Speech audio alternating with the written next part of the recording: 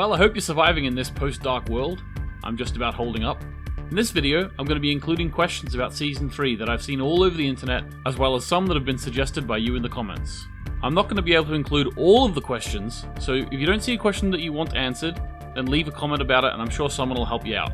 Before I begin, I have a few short points to make. Point 1. Some of the things that people have been claiming are unanswered questions are simply put, not. Just because you've wondered about the reason for something doesn't mean that you're owed an answer from the creators. For example, the fact that it was alluded to that Yonas had a miscarriage doesn't mean that we'll get or that we're entitled to further information about this miscarriage. Some things are in the show for character building. It added a lot to the character's possessive behaviour over Mikkel in Season 2, knowing that she had a failed pregnancy, or perhaps it just shows that she's always wanted to be a mother. If you thought her drugging Mikkel must have made her part of Sickmundus, then you're wrong. And don't let being wrong about something get in the way of your enjoyment of the show. One of the biggest issues with people's perceptions to mystery shows is that they expect more out of them in terms of answers. If you were watching Desperate Housewives and a character said that they had an abortion and then never mentioned it again, you would assume that it was character development and accept that. The problem seems to be that people are unable to remove themselves from the mystery trying to figure it out mentality after the show is concluded. And they convince themselves that everything had to mean something. The fact is, it didn't. And if you watch the interview with the creators that I allude to in my Dark Won't Disappoint video, then you know that a big part of a successful mystery show is that they lay false clues so that the audience doesn't know the true answer until it's revealed.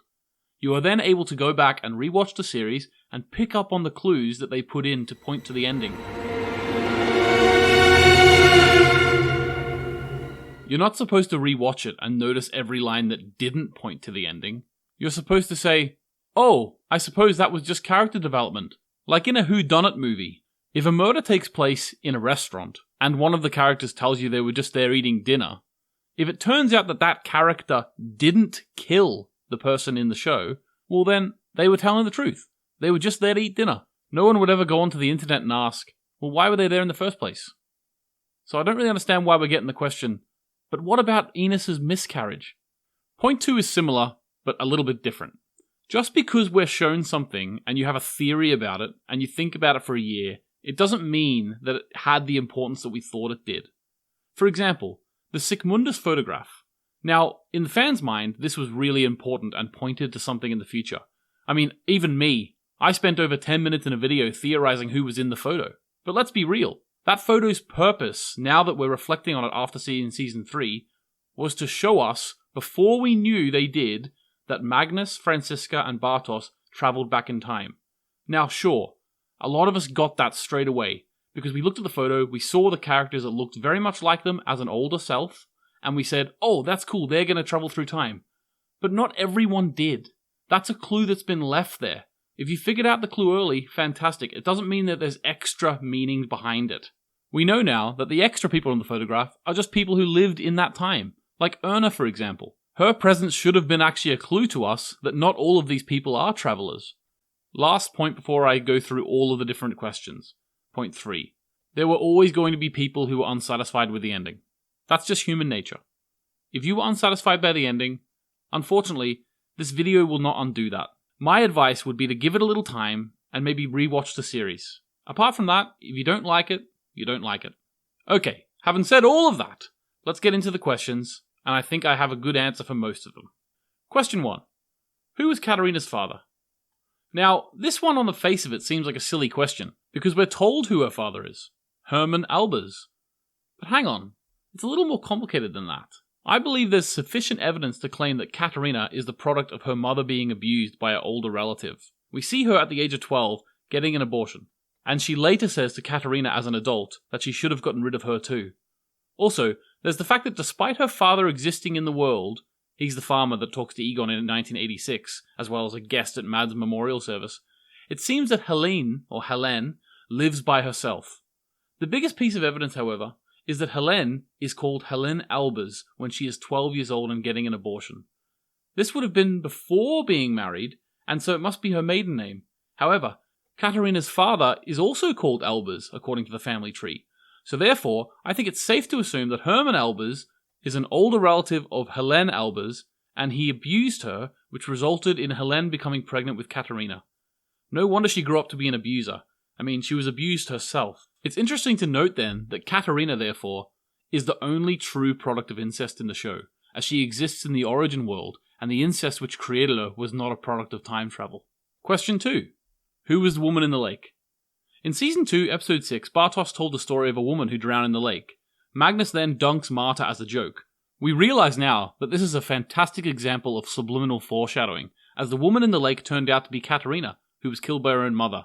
The foreshadowing was that Magnus and Marta are children of Katarina, in the same family, and they're dunking her under, so Marta is actually playing the role of the lady in the lake. So this alludes to Katarina being the one whose body is in the lake, because she's their mother, but it also alludes to the killing of the lady in the lake being done by a family member. Leading into Season 3, the creators did an amazing bait and switch, with us all believing that it was Hannah. Egon gave her the pendant that they found in the sand. This led everyone to believe that it had to be Hannah. But it wasn't. I absolutely loved this. I love having my expectations subverted. Question 3. Why is Katarina still named Katarina in the origin world?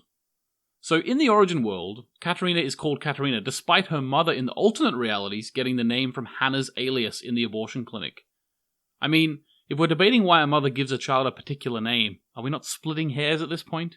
Anyway, I have an explanation. This might not be good enough for most people, but the fact that Adam's world and Eva's world were created from the origin world seems to give us the answer to this one.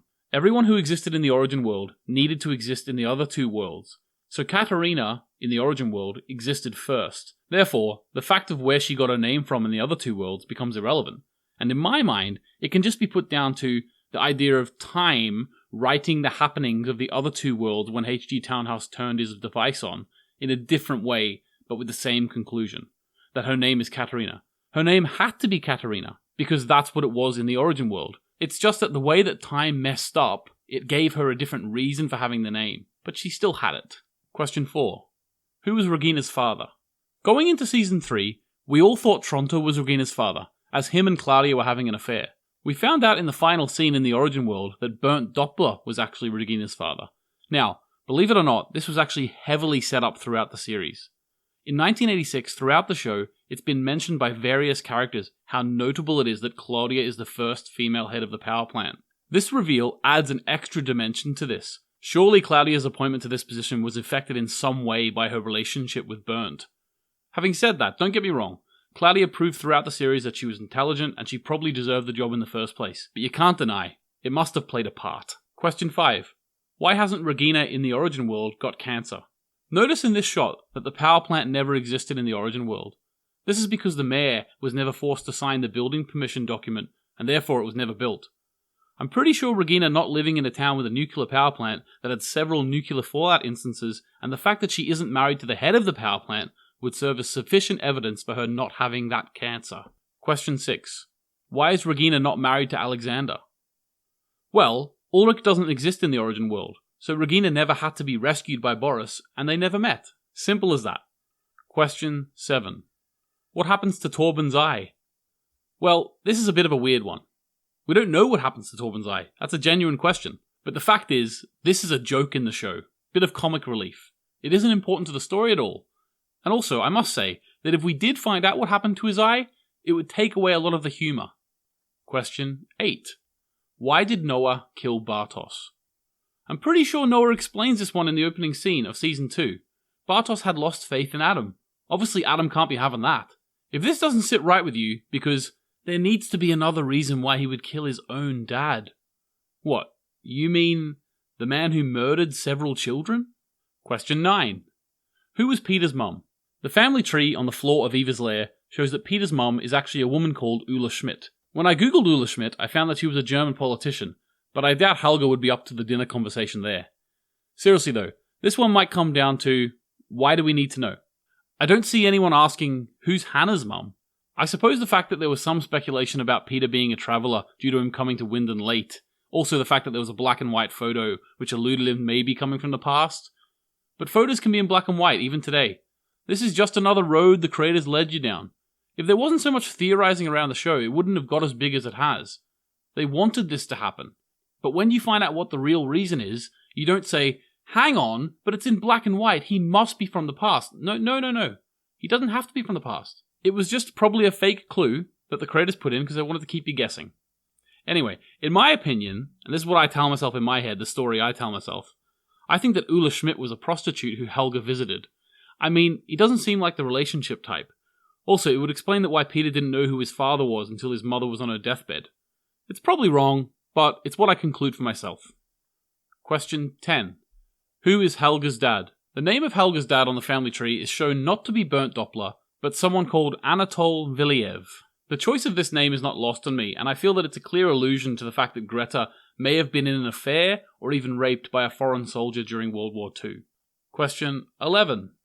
The children of Hannah. In the Prime world, Hannah has Yonas from Michael Kahnwald and Cilia from Egon in the 1950s. In the Alt world, she has a miscarriage when she's pregnant from Ulrich's child, and then she's taken to the past by old Egon in order to have Cilia with his younger self. Question 12. What's up with Sickmundus and the old blind guy? Well, Sickmundus was a secret society that believed they could invent time travel, and they worked to achieve this by making various machines that didn't work.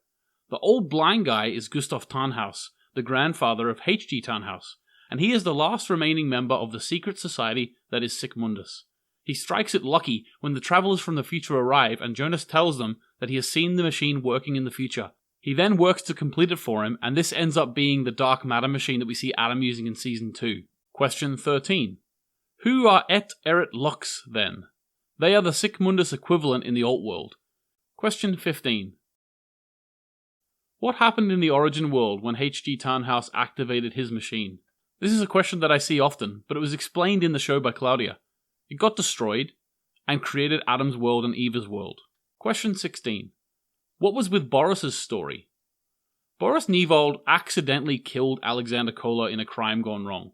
He then fled to Winden, and he assumed the identity of Alexander Kolar. He started working at the power plant, where he eventually became the head of it. He married Regina, took her name, presumably to remain hidden from his past.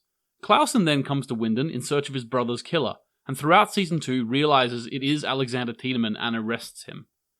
It's kind of like Javert and Valjean from Les Miserables. Pretty cut and dry, really. Question 17. Who wrote Clausen's letter, and what was the point of him? This one is simple. No debate needed. The point of Klausen was to cause the apocalypse. It was either a follower of Eva or a follower of Adam. Adam needed the cycle to start over in order to get to the time when he could have Alt Marta and kill the baby she was carrying, and Eva wanted the cycle to continue anyway. Therefore, both of them wanted the apocalypse to happen. I mean, we were told that their soldiers were sent out to make sure things happened the way they're supposed to. Surely this explanation is enough. It is for me. Question 18. How did Adam know about Yonas and Alt Marta's child? I assume he knew this from the lost pages of the old book, which I'm pretty sure we saw had a family tree in it. Also, Eva wanted him to know this. She needed him to think that he had beaten her in order to work behind his back. Question 19. How did Claudia figure out that there was a third world? She realized that Regina wasn't involved in the family tree knot that existed. Therefore, she wasn't a product of inter-time incest. This made her realize that before time travel was invented, if it was, Regina would have existed. She isn't the product of time travel. Also, don't forget that she was undercover as Alt Claudia, and she had full access to the family tree in Eva's lair. Question 20. How did Eva know about splitting timelines? It's mentioned post-apocalypse that some French scientists had discovered that time stood still for a split second during the apocalypse. Claudia discovered this, so therefore obviously Eva would know about it too. Question 21. How did Yonas and the Travelers end up in 1888? Well, we know that the time travel apparatus needs to adhere to the 33-year rule. But we also know that something went wrong during the apocalypse when they tried to travel at the exact time as it, and they were transported to a time that they didn't intend. Although it must be noted that the 33-year cycle isn't broken in this moment. They travelled from 2020 to 1888, so the extra power from the apocalypse sent them 132 years into the past, which is 4 times 33. Question 22. Why did Yonas kill Hannah? Pretty sure this was done to portray that he had completed his transformation into Adam. Cilia wasn't supposed to be there, so he needed to kidnap her and send her away.